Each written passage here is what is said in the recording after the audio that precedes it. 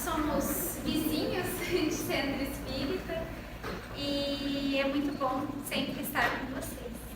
E o tema de hoje, a oração de São Francisco, é um tema bem interessante porque a gente admira muito, né, essa personalidade. E essa oração é justamente uma síntese de todo o seu aprendizado que ele deixou aqui. Para nós chegarmos até essa personalidade, a gente vai antes ver os tipos de espíritos que constituem a população terrestre. Temos 3 grupos de espíritos que constituem a Terra.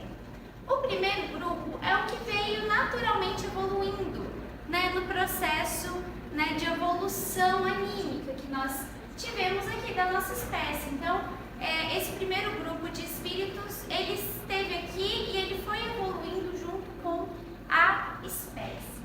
E é um grupo que está muito ligado às provas, muito mais do que às expiações, porque ainda tem muito o que aprender. O segundo grupo, ele surge num certo momento, em que o primeiro já tinha atingido, né, um certo estágio de evolução. Esse segundo grupo é um grupo que veio de espíritos migrados, né? Almas mais antigas, almas velhas. Eles surgem nesse certo momento da evolução e eles trazem muitas dificuldades morais, muitos defeitos. Esses espíritos, por serem espíritos mais antigos, eles estão mais ligados às expiações. Junto com esse segundo grupo, que chegou em um certo momento na Terra, vem também um terceiro grupo. Né? Então, o primeiro grupo mais ligado às provas, o segundo mais ligado às expiações. Portanto, estamos num mundo majoritariamente de provas e expiações. E esse terceiro grupo é um grupo de almas cheias de amor, né, que eles migraram junto com esse segundo grupo para levantar justamente tanto esses espíritos que já estavam aqui, quanto os que chegavam e também precisavam se melhorar. São espíritos de instrução, espíritos de caridade, espíritos que eles auxiliam na sustentação moral. Esse grupo, o seu fator predominante é a missão, a prova, a expiação, mas o seu fator predominante é a missão e é um grupo bem pequeno. Esses espíritos, essas entidades que vieram para esse nosso auxílio, eles trabalham em 2 formas diferentes. Ora, no plano espiritual, né, ajudando justamente nesse suporte de desenvolvimento que nós precisamos das nossas dificuldades, e muitas vezes eles vêm encarnados com missões, com determinações específicas para que eles possam cumprir e novamente auxiliar. São espíritos que muito dificilmente eles passam assim despercebidos, porque eles trazem uma característica assim de sabedoria e de amor tão grande que eles realmente fazem ali um caminho de amor e uma intensidade de proposta muito grande. Então, eles dificilmente passam despercebidos, esses espíritos. A gente tem muitos exemplos, né? A gente chama até também de espíritos de escola. Então, em várias culturas, em vários locais, em várias religiões, em vários momentos históricos, Krishna, Sócrates, Buda, muitas personalidades incríveis que eles chegaram e marcaram a humanidade pela sua passagem aqui. Teve um povo que foi muito marcado por esses espíritos, né? E eles vieram trazer muito essa mensagem da conexão do homem com o Criador. É o povo hebreu, né? Eles tiveram muitos ali espíritos que auxiliaram eles, né, a trazer essa palavra, né, de que Deus é único, da relação do homem, né, com Deus, com o Criador. E eles tinham ali algumas divisões desses grupos de espíritos dentro ali da crença deles. Os patriarcas, né, Abraão, Isaac e Jacó, 16 profetas e os tzadiks, que eram homens muito bons, homens muito justos, né, de coração puro. Entre esses profetas, que são 16, existem os profetas menores e os profetas maiores. Os profetas menores e maiores, eles são divididos de acordo com a densidade do material que eles deixaram. Então, 12 menores e 4 maiores. Entre os profetas maiores, tem Isaías, Jeremias, Ezequiel e Daniel. Bom, a gente vai falar hoje sobre Daniel. E depois a gente vai trazer toda a sua conexão, claro, com o tema. Mas Daniel, cujo nome significa Deus é meu juiz, ele é o único personagem do Antigo Testamento que não se vê erro algum. Ele é considerado um personagem realmente que não tem nada a se corrigir na sua conduta. Ele era um jovem extremamente inteligente, muito brilhante, e que ele viveu na época do domínio da Babilônia sobre Israel. E quando a Babilônia, né, ali, ela invadiu Israel, tudo, Nabucodonosor, que era o imperador babilônico, ele pegou alguns jovens israelenses para serem seu conselheiro. Ele escolheu jovens que eram assim, destaques por sua espiritualidade, por seus conhecimentos e também por suas virtudes. E Daniel foi escolhido para ser então um desses conselheiros de Nabucodonosor.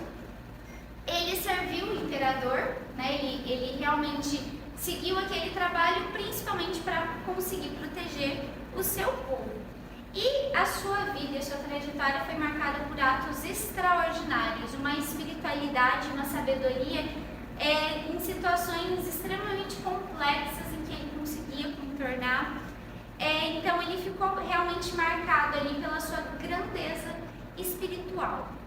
Certo momento, os persas invadem a Babilônia e Daniel é preso e jogado dentro da cova dos leões.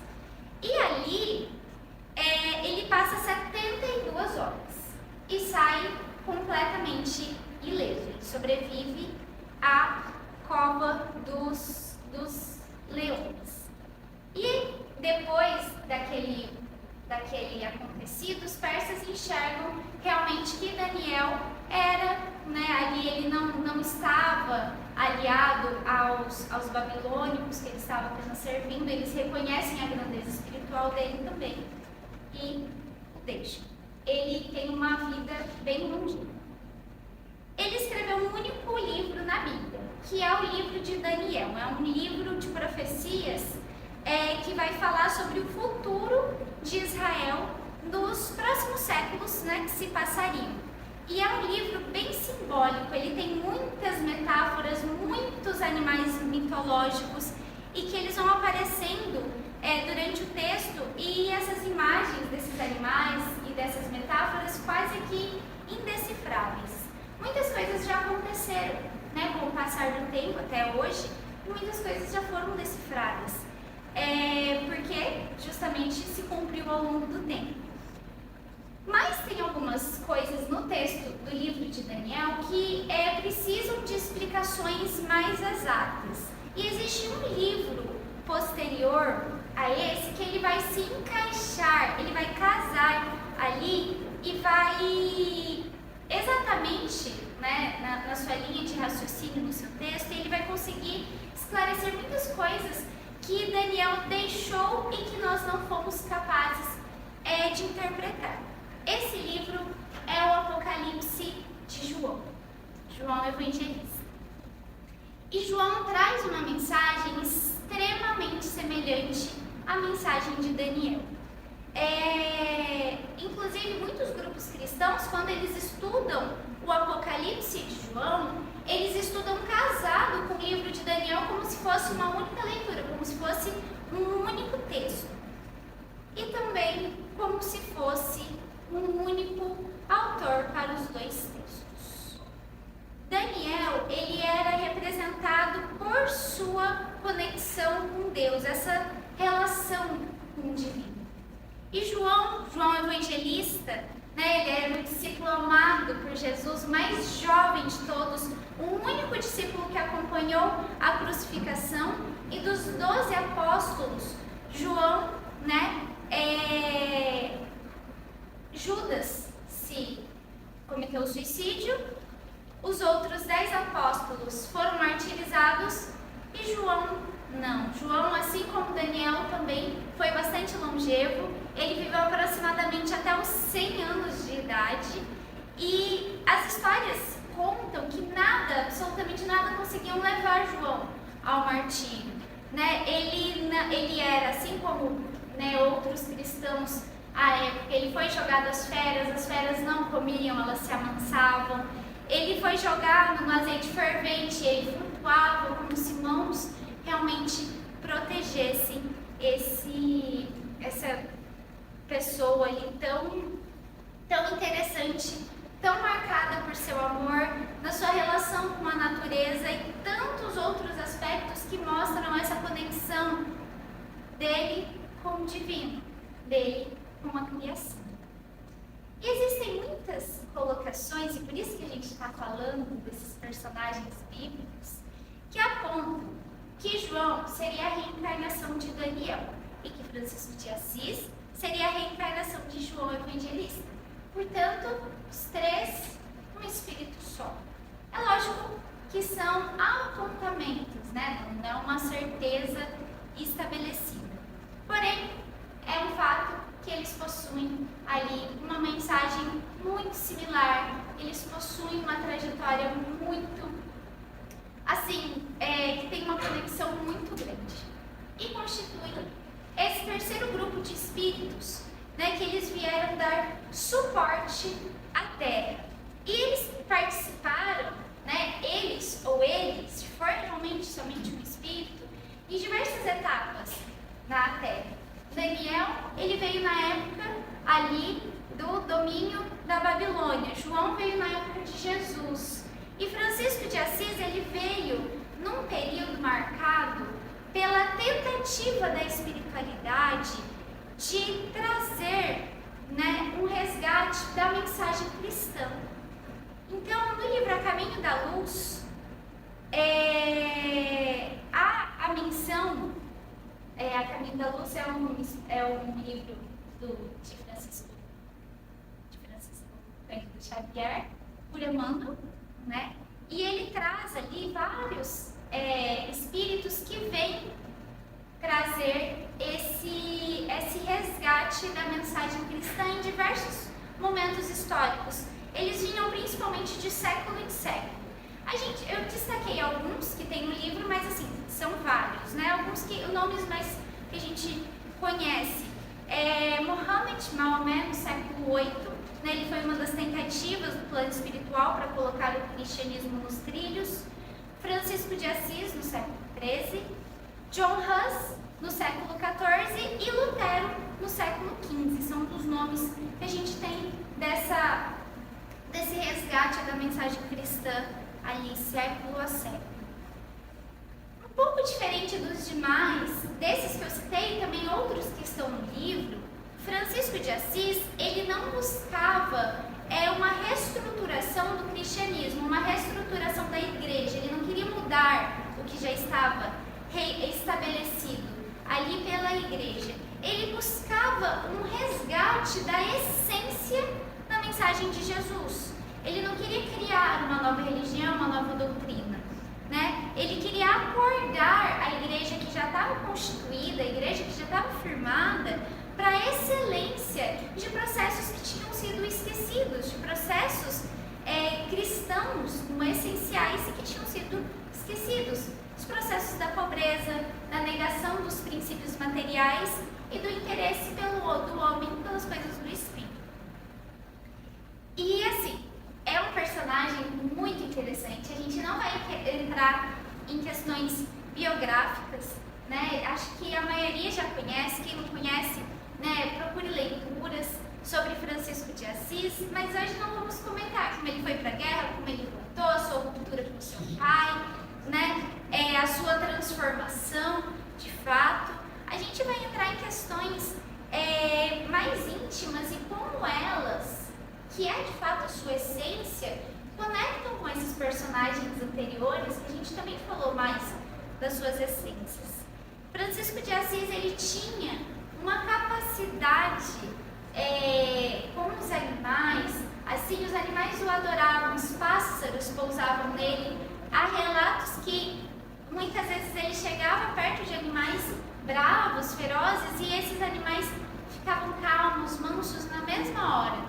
A gente recorda também de Daniel, né, na cova dos leões, como ele permaneceu ali com os animais tranquilos. Tanto que as pinturas que a gente tem de Francisco de Assis, geralmente ele está com pássaros, né, no ombros, nos braços. Então ele tinha essa conexão com a natureza, com os animais, e era genuína, porque não era ele que ficava, a natureza, os animais vinham até ele, era realmente uma conexão genuína. Ele tinha uma serenidade assim, né, realmente se destacava, uma personalidade muito doce, muito pura, e que conectam também esses três personagens, né? Personagens muito doces, muito puros, muito simples na sua conexão com o divino, porque não é uma conexão difícil. Na verdade, a dificuldade é pela sua simplicidade, e a gente entende isso com Francisco de Assis. Tem muito material sobre Francisco de Assis, e tem uma oração que é atribuída a ele, é uma oração muito bonita, e ela aparece no século XX. Existem duas teorias, que ela foi passada, né, por tradições ali orais, de mãe, pai para filhos, de filhos para netos, e assim foi passando essa oração, até que ela foi escrita no século XX, ou que ela realmente foi escrita no século XX, não por Francisco de Assis. Porém, essa oração, ela sintetiza muito a sua vida e os seus ensinamentos. Então, assim, mesmo que não tenha sido Francisco de Assis que de fato elaborou essa oração, ainda assim há toda essa sabedoria da sua trajetória e dos seus ensinamentos são ali resumidos. Essa oração, ela possui dois blocos, né, de conteúdo. O primeiro bloco, ele é marcado por uma antítese ali persistente. Ele vai construindo, através dessas palavras opostas, um passar pelos princípios essenciais da construção do homem. Então ele vai passando por tudo aquilo que a gente precisa ir construindo na nossa formação, né, ali de uma boa pessoa, através desses princípios trazidos numa antítese, né, colocando palavras opostas. E no segundo bloco, ele fala da construção dos sentimentos que nós precisamos desenvolver para nós alcançarmos a plenitude nas nossas almas. Bom,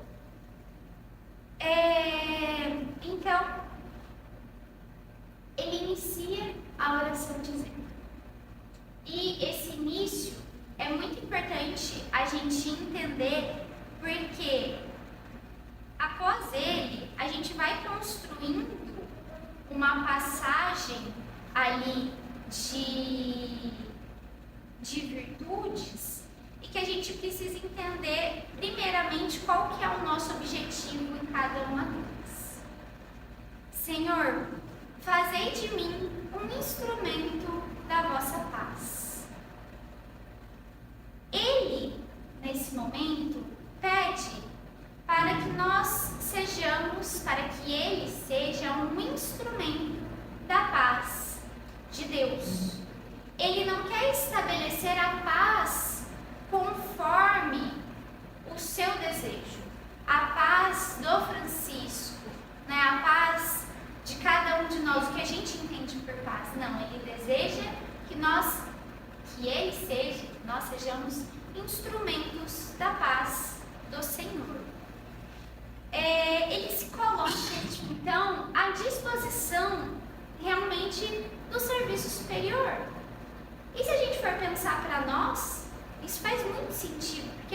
gente vai trabalhar bem, nós não somos pessoas completamente boas.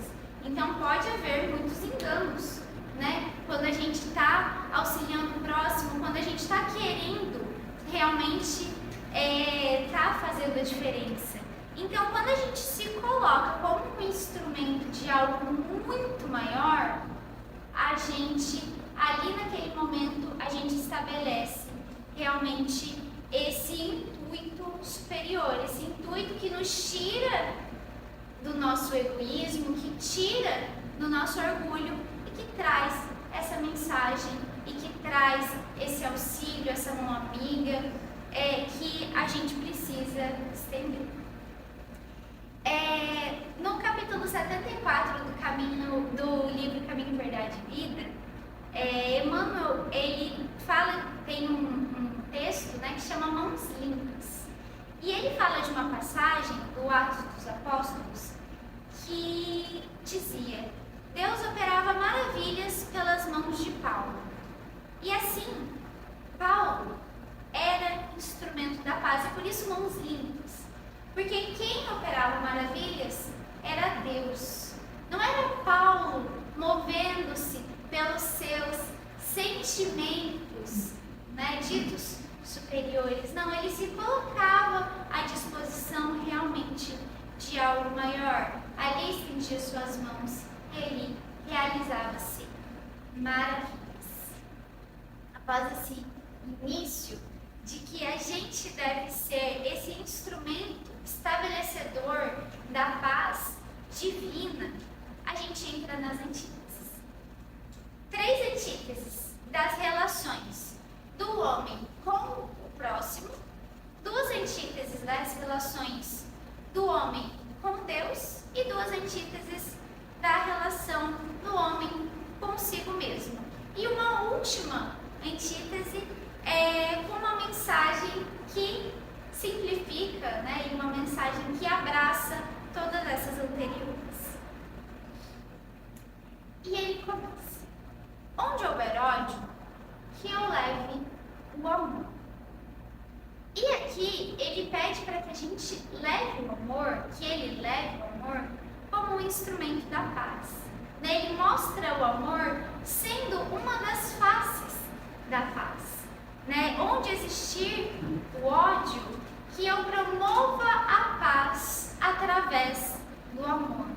Quantas vezes a gente se depara de fato com ódio? Isso é muito comum, porque a gente vive e a gente tem relações com pessoas que muitas vezes são amigáveis, pessoas que muitas vezes não são.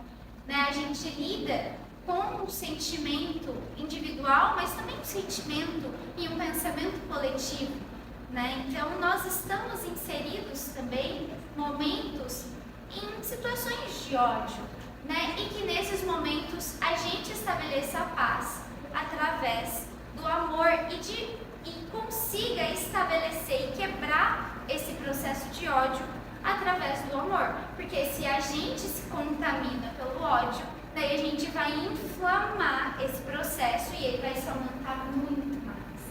Se a gente quiser estabelecer um corte do ódio através de uma imposição e não através, né, desse instrumento de paz que nós devemos ser, né, que a gente queira impor o contrário ali do ódio de uma forma não pacífica, a gente muitas vezes vai contaminar ainda mais.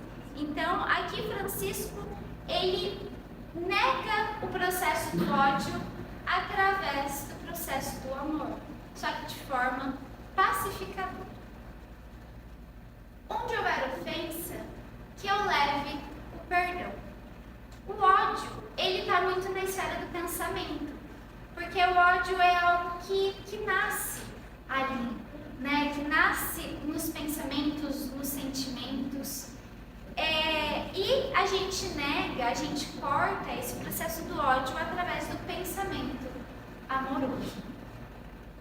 A ofensa, onde houver ofensa, que eu leve perdão, ela sai da esfera do pensamento, ela vai para as palavras, né?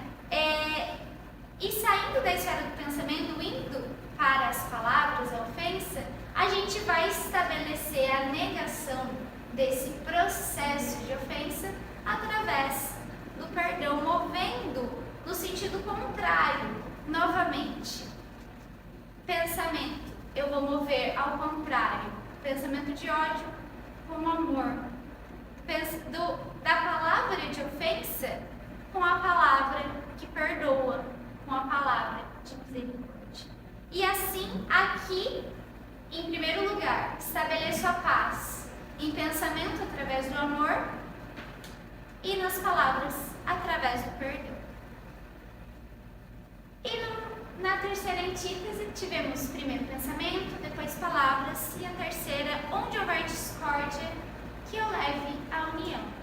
E aqui são atos, né? Então, na ordem, pensamentos, palavras e atos. No Sermão do Monte, no final do capítulo 5 de Mateus, a gente tem: amai os vossos inimigos, fazei bem os que aborrecem, bendizei os que maldizem e orai pelos que perseguem e buscam a união. Fazei bem aos que aborrecem. Atos. Bendizei o que vos maldizem. Palavras. E orai pelos que vos perseguem. Pensamento.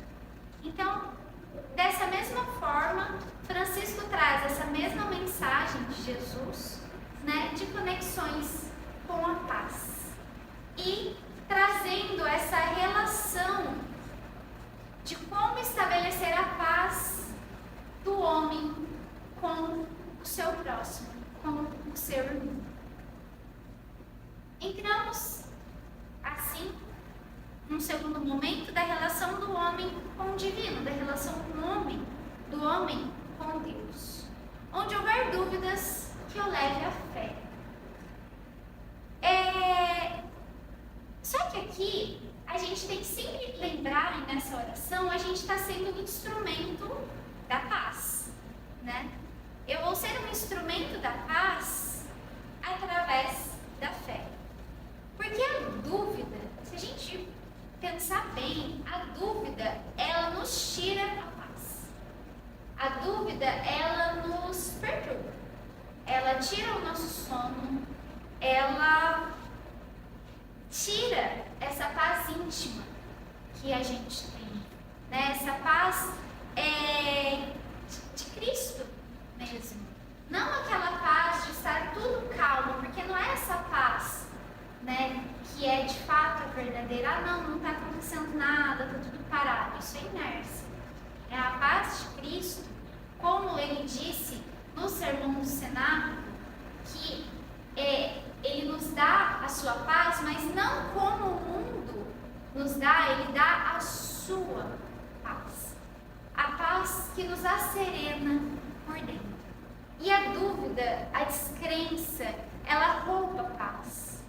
E a fé, ela estabelece ali, nos traz 3 consequências completamente pacificadores no nosso eu íntimo, que fortalece a nossa conexão com o divino. A fé, ela nos traz esperança, porque através da fé a gente sabe que tudo vai melhorar. Através da fé a gente sabe que o que a gente está passando agora, por mais difícil que seja, vai passar. Através da fé a gente sabe que mesmo estando tudo bem conosco, mas a gente está aflito pelo próximo, a gente fica aflito por tudo que acontece, né? Assim como nós estamos passando agora no nosso país, por essa questão dos desastres naturais com os nossos irmãos gaúchos, a esperança, ela move no sentido de nós sabermos que o amanhã ele pode e ele vai ser construído. Agora, a dúvida, ela nos deixa aflitos, porque daí a gente só vai olhar as tragédias. E a gente não vai conseguir ver realmente o nascer do sol no próximo dia. Junto com a esperança, a fé nos traz a segurança. Porque a gente acredita, a gente entende E através do entendimento, a gente fortalece aquilo que a gente acredita e por isso que se torna tão forte. Porque é através do nosso pensamento, através dos nossos estudos, através das nossas leituras, e quanto mais a gente busca, mais a gente entende, mais a gente acredita e mais a gente se fortalece em Deus. E isso nos traz segurança. Isso nos traz segurança de que Ele está no comando de tudo. E essa segurança auxilia a nossa esperança.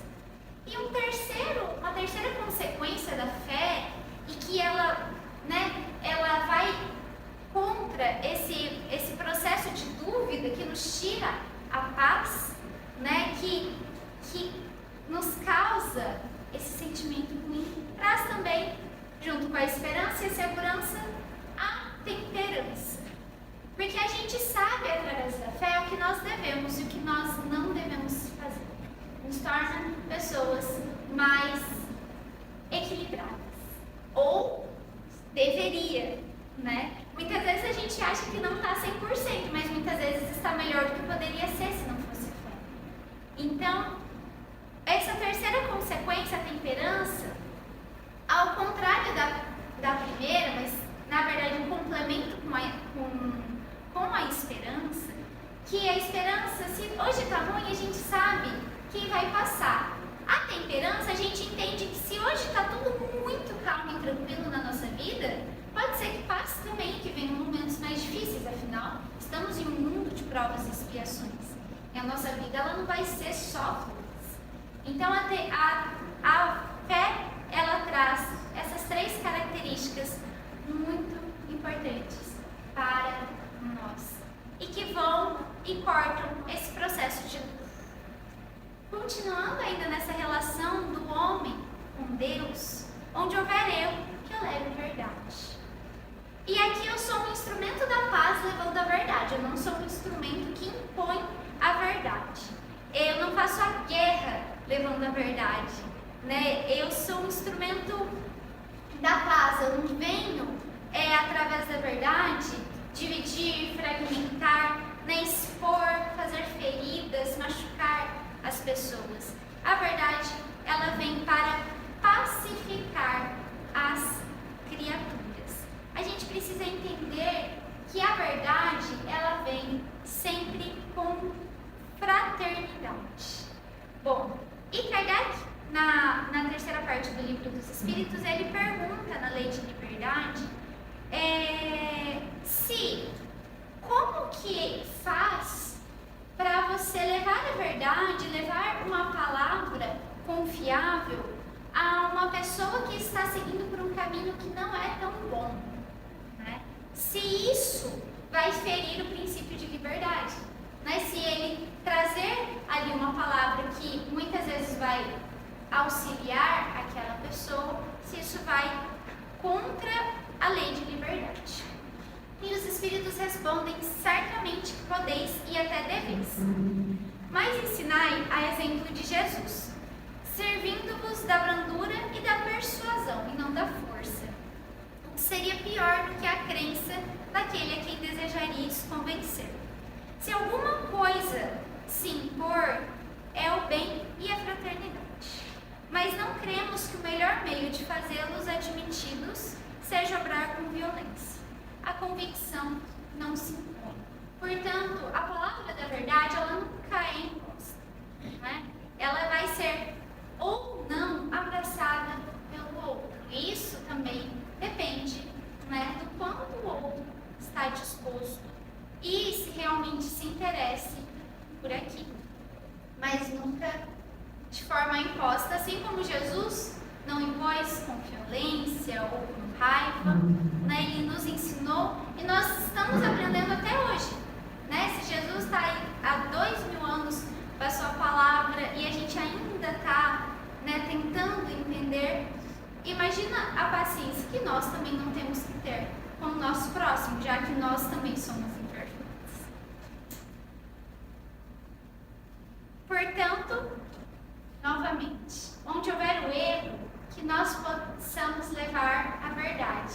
E levar a verdade com tolerância, levar a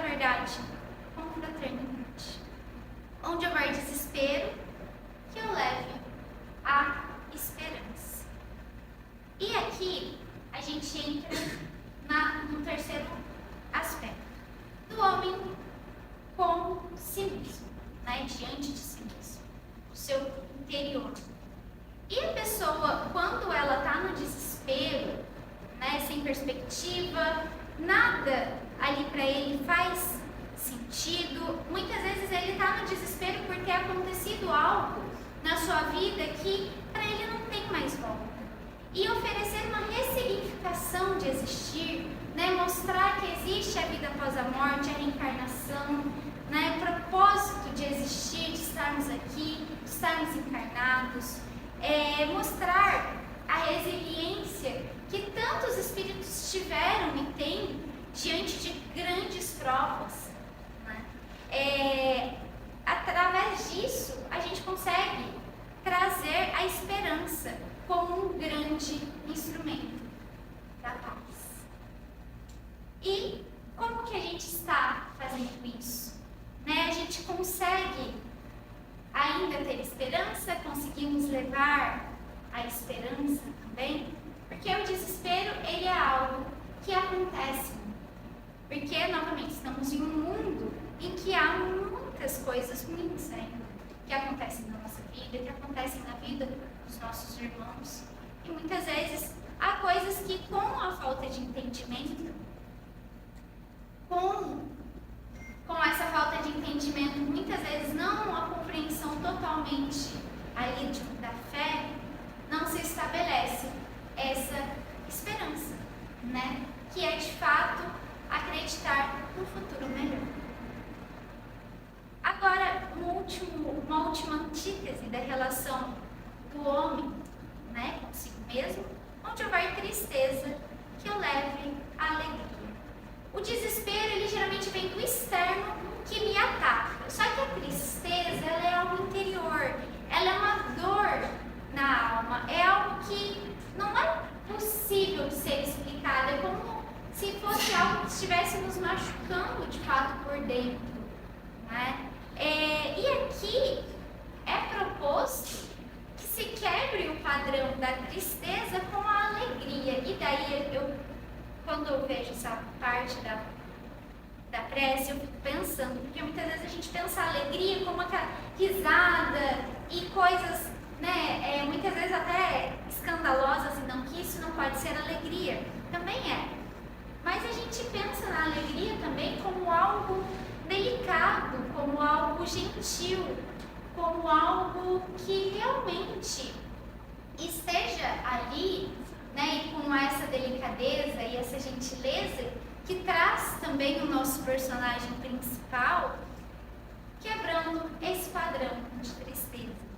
A gente tem na ciência conhecimento de alguns mensageiros químicos que eles transportam, estimulam e equilibram vários sinais no nosso corpo, que ele faz essa ligação entre neurônios, células nervosas e outras células do corpo, e eles trazem muitas sensações. São os neurotransmissores. Existem alguns neurotransmissores que eles estão relacionados com essa sensação de felicidade, de alegria, que nós podemos ter em certas atividades. Por exemplo, a ocitocina, ela é importante no equilíbrio das nossas emoções. E ela nasce muito do carinho e do afeto físico, do abraço, da prática de caridade, do afeto. Também é conhecido como o hormônio do amor. A dopamina, ela é muito boa para reduzir a ansiedade, dar ânimo, e vem muito da gratidão. A serotonina, que auxilia no controle das emoções também, como a ocitocina, ela vem do otimismo. E a endorfina, né, que é um neurotransmissor que revigora a pessoa, ele vem do prazer de fazer o que gosta, do lazer, de fazer uma atividade física, do contato com a natureza, do contato com outras pessoas, né, com os amigos, boas risadas. A endorfina, ela vem desses momentos. Então, com pequenas atitudes e com delicadeza, a gente leva a alegria, quebrando o padrão da tristeza. E por fim, a última antítese, que resume tudo: onde houver trevas, que eu leve a luz.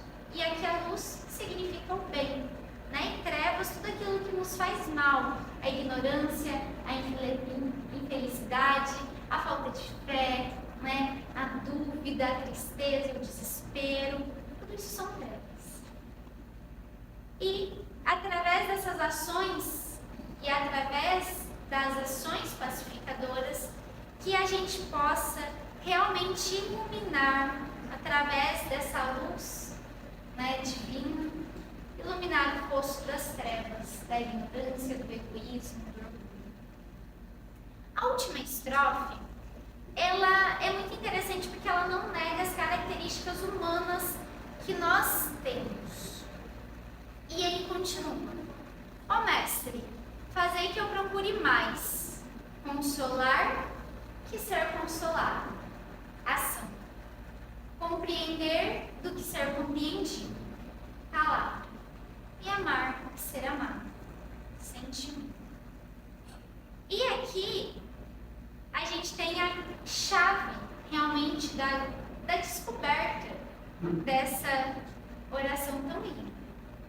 Pois é dando que se recebe, é perdoando que se é perdoado, e é morrendo que se vive para a vida eterna. Portanto, primeiro, a gente tem ação, palavra e pensamento novamente unidos ali. Nós devemos consolar mais do que ser consolados, compreender mais do que ser compreendidos, amar mais do que ser amado. Esses três juntos, a gente é justificado em seguida, porque é dando que se recebe. Então, quando nós damos, é que nós verdadeiramente recebemos. Muitas vezes, quando nós damos o material, nós recebemos o espiritual, nós recebemos a gratidão, nós recebemos os benefícios de fazer a caridade, de ter tido a oportunidade de sermos caridosos. E assim a gente recebe o mais importante, que é o divino, o espiritual, o intangível. Na medida que a gente entrega ao outro, na medida que a gente dá não só o material, mas também nós damos a nossa atenção, nós damos o nosso conhecimento, nós agimos em prol do outro, ali a gente é capaz de receber. Porque estabelecendo que tudo que a gente pode dar, a gente se torna de fato capaz de recebermos. E de nós recebermos novamente o que realmente importa. E continua. É quando eu perdoo que eu vou me tornar capaz de receber o perdão. Porque é perdoando que se é perdoado. Então, somente depois que há ali aquele momento de perdão, que eu vou poder ser perdoado. E isso se estabelece também na quinta das bem-aventuranças, quando fala, né, os bem-aventurados, os misericordiosos, porque alcançarão misericórdia. Novamente, os misericordiosos, quem perdoa será perdoado. E, por fim, é morrendo que se vive para a vida eterna. E aqui a verdadeira vida, a vida espiritual. Porque todos os valores materiais, tudo aquilo que a gente faz, tudo aquilo que muitas vezes 90% do nosso tempo a gente se dedica, né? Lógico que são coisas importantes também, o nosso trabalho, a nossa família, a nossa casa. Isso são coisas extremamente passageiras, né? E aquilo que a gente vai acumular é o conhecimento, são os laços que nós fizemos, foi aquilo que a gente cultivou de sentimentos bons, aquilo que a gente se tornou capaz de receber também através daquilo que a gente deu. E morrendo, ali a gente enxerga de fato o que é viver para a vida eterna, para a verdadeira vida, né? Para a vida espiritual. E Jesus disse: aquele que pensa que deteve sua vida, perdê-la lidera a sua vida ganha lá. Então, quando a gente se entrega materialmente, né, quando não só os nossos bens materiais, mas nós também, o nosso serviço, o nosso tempo, o nosso trabalho, a gente ganha espiritualmente. E nessas três personalidades, né, Francisco de Assis, João Evangelista, Daniel, numa tessitura única de caridade, de desprendimento, de espiritualidade, de conexão com o divino, de doçura, de meiguice, eles desenvolvem um pensamento muito consistente ali em relação e no nosso caminho com o amor e a nossa relação com o divino. Bom, e que a gente possa, né, estar levando essas reflexões também para a gente conseguir. É uma prece muito prática, apesar dos textos de Daniel serem muito abstratos, Francisco já nos traz uma oração muito prática de mecanismos que podem estar nos auxiliando, né? E que a gente utilize eles para nos tornarmos realmente instrumentos da paz, instrumentos do Senhor. E que nós, além disso, queiramos mais dar do que receber, né? Para que a gente busque essa libertação de todas essas coisas materiais, porque essa é outra mensagem importantíssima que ele deixou. Mensagem e também nas suas atitudes, na sua vida, esse desprendimento material e que a gente possa ter essa libertação espiritual, assim como Francisco nos deixou em tantos conhecimentos e nos deixou também no final dessa oração. Então, vamos encerrar agora com a prece final. Vamos todos fechar os nossos olhos, se assim